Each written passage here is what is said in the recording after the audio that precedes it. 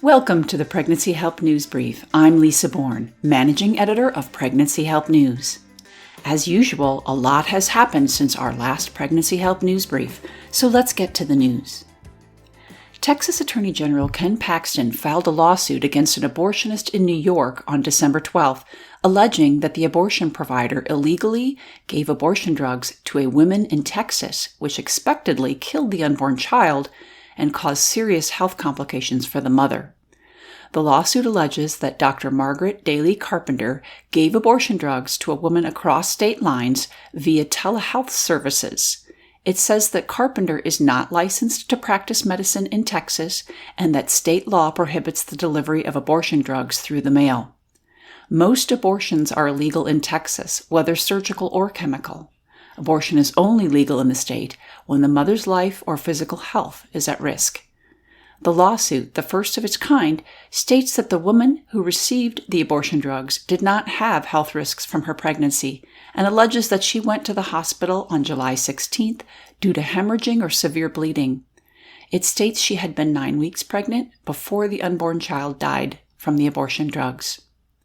Pro-life advocates praised A.G. Paxton and expressed hope that his example would embolden other pro-life leaders and begin the undoing of the mail-order abortion drug racket.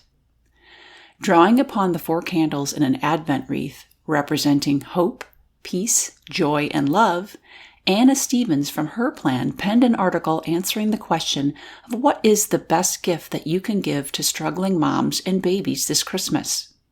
Stevens explained that nearly 70% of women with a history of abortion say their abortions are inconsistent with their own values and preferences, and 1 in 4 women describe their abortions as unwanted or coerced. Additionally, 60% of women said they would have chosen to give birth if they had received more emotional support or had more financial security. The data is clear, she said. Women don't want abortions. Women want to have and love their children. Sometimes, like all of us, they may need some help along the way. Stevens detailed 4 ways that you can help mothers and children in need. First is giving moms the joy of buying Christmas gifts for their children. Many single moms struggle to make ends meet and would give anything to have enough money to buy their children Christmas gifts. Stevens referred readers to her plan's directory to find their local pregnancy center where they can send gift cards to local stores that they can give to their clients. By making it possible for a struggling mom to buy gifts for her children, you're giving a gift to her too, she said. Speaking of pregnancy centers, the next idea is to donate to your local pregnancy center.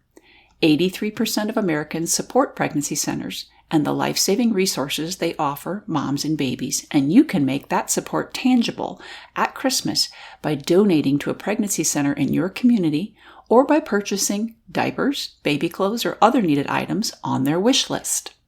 Another way to support women and children in need is to pray for pregnancy centers and those they serve. Despite their services to women and families, Stevens points out, providing free services estimated at a total value of $360 million, pregnancy centers are under attack. More than 90 pregnancy centers and life-affirming organizations have been attacked or vandalized since the Dobbs Supreme Court leak in 2022. Pregnancy centers empower women with real options, material support, and numerous free services such as ultrasounds, parenting classes, baby supplies, and more. Holding these centers and their staff in prayer is a critical way to support their work and the clients they serve. The final idea for helping moms in need is to share stories of hope. There's no better time than this Christmas to share on social media or with your church or community group first-hand accounts of how pregnancy centers, maternity homes, and other life-affirming organizations have empowered women and their babies to thrive. These stories can help pregnant women and parenting women in challenging circumstances to know that they are not alone. You never know when that story could connect a vulnerable mother and her unborn child with a local maternity home to receive the critical shelter that they need. Or a story could reach a mom who desperately needs to hear that no matter what her circumstances, the pro-life movement stands ready to help her too. Stephen's organization, Her Plan, has published the Her Story webpage, featuring stories of women who have courageously chosen life and received help from the community of life-affirming providers. Heartbeat has been a partner in compiling these wonderful stories. That page can be found at herplan.org/stories. That's herplan.org/stories. Her Plan's directory can be found at herplan.org. We brought you some exciting news about Heartbeat International's Virtual Training Academy.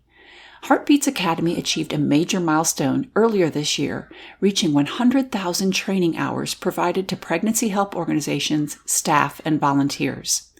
Heartbeat's Academy launched in 2011 with the goal of bringing the training that Heartbeat was already providing through manuals and consults online.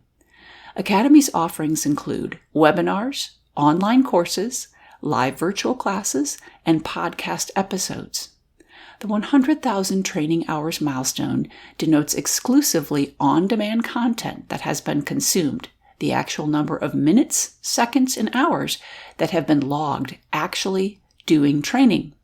Training courses and webinars are provided by Heartbeat staff, by affiliates, and by other experts depending on the topic.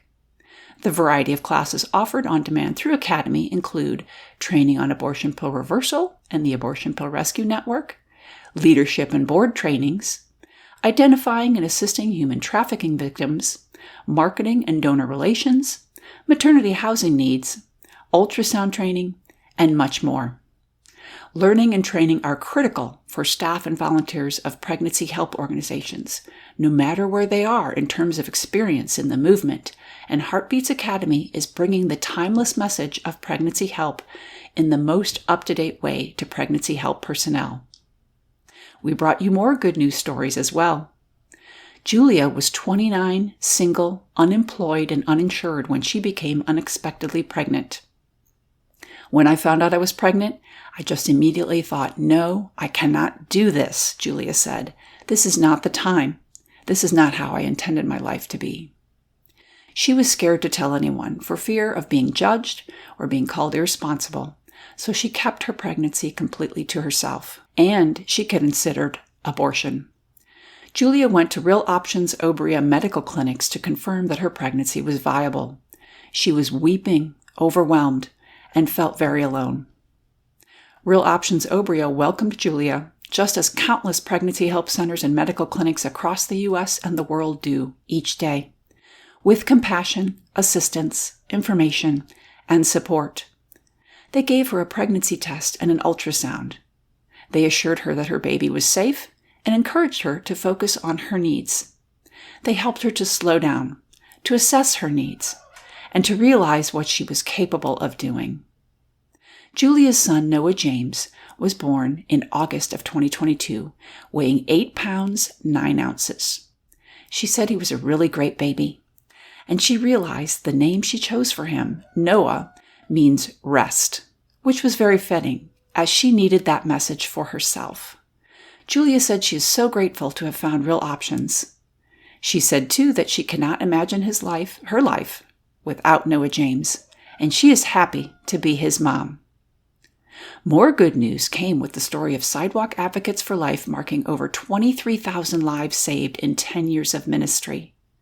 No matter who is in the White House or what is happening in Congress, Sidewalk Advocates for Life founder, president, and CEO Laura Muzica said the organization's commitment and effectiveness in helping moms and saving babies remains. Today, certified sidewalk advocates cover sidewalks outside about a third of the nation's abortion and abortion referral facilities. There are now almost 300 active teams across the United States compared to the handful that started the ministry more than a decade ago. Additionally, ministry teams have sprung up outside the U.S., including in Mexico, Colombia, and Puerto Rico.